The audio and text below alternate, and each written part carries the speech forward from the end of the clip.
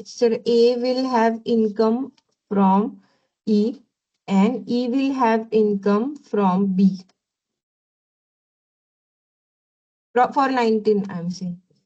हाँ, A Limited is going to have a contract income from B INC.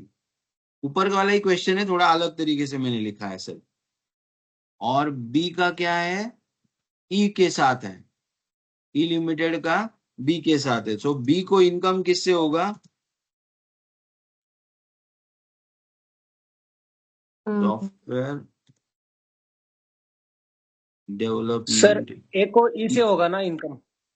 A को E से होगा ना sir, because they are preparing software for E and E is लेकिन in contract with B, no? हाँ, No, but A A, has a contract with BINC.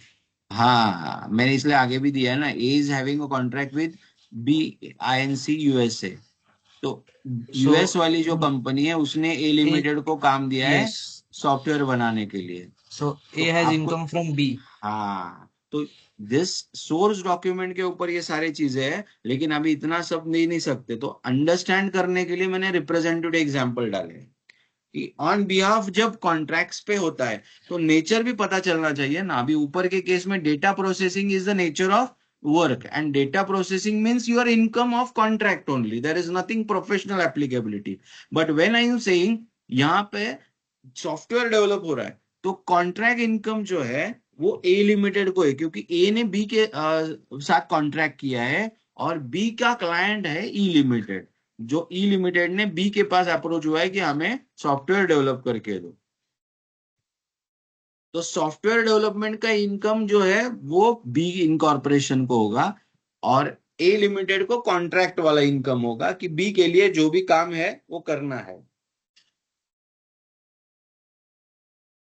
ठीक है. Next to,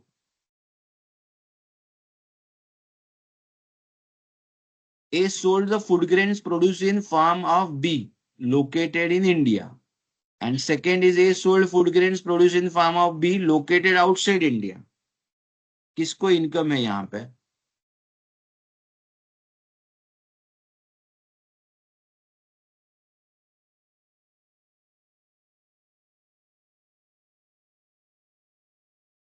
दोनों case में ए को ही इनकम है सर. दोनों केस में A को इनकम है.